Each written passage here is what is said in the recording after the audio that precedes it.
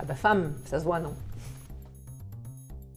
Sciences, intelligence artificielle, informatique, mathématiques, digitale, sciences cognitives, neurosciences. Bon d'accord, j'arrête.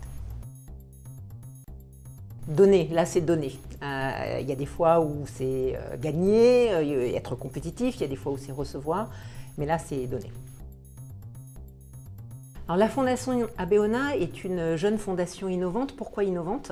Parce que nous utilisons les sciences des données, l'intelligence artificielle, dans des projets qui font avancer l'égalité homme-femme. Dans le domaine de la santé, par exemple, il y a des maladies chroniques qui touchent plus les femmes que les hommes.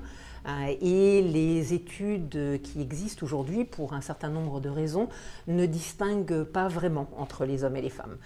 Et donc l'utilisation de la science des données, de l'intelligence artificielle, ça permet d'avoir des compréhensions plus fines et puis des traitements plus différenciés en faveur des femmes. Si ces sujets vous intéressent et si vous voulez en savoir plus, vous pouvez aller regarder notre site internet et puis vous pouvez nous rejoindre. Ah bah les deux, bien sûr. À l'Institut du cerveau et de la moelle épinière, les chercheurs, les chercheuses qui y travaillent, ce sont des gens bien. Alors merci de me poser la question parce que je viens d'apprendre la réponse. Donc il y a en moyenne 3 fois plus de femmes que d'hommes qui sont touchées par la sclérose en plaques. C'est plutôt une maladie de femmes jeunes. Et puis en ce qui concerne Alzheimer, il y a à peu près 50% de plus de femmes qui sont touchées. Au début, on pensait que c'était parce qu'elles vivent plus longtemps, mais en fait ça n'explique pas complètement la différence. Ah ben, l'intelligence, elle est forcément humaine et l'intelligence artificielle, c'est un peu comme un outil qui peut être utile aux êtres humains, à condition, bien sûr, de bien l'utiliser de manière éthique.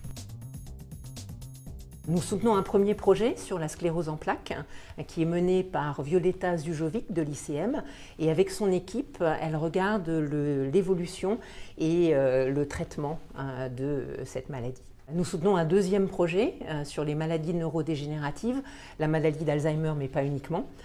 C'est une équipe qui est dirigée par Olivier Colliot de l'ICM et du CNRS.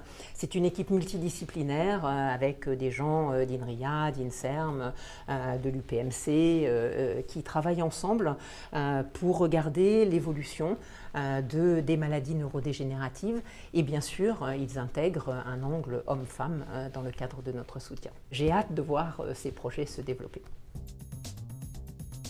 Ah ben, collectif bien sûr, parce que quand on est seul on peut faire un certain nombre de choses mais moins, donc c'est collectif. Les deux ensemble, sans ignorer les unes ni les autres, mais les deux ensemble.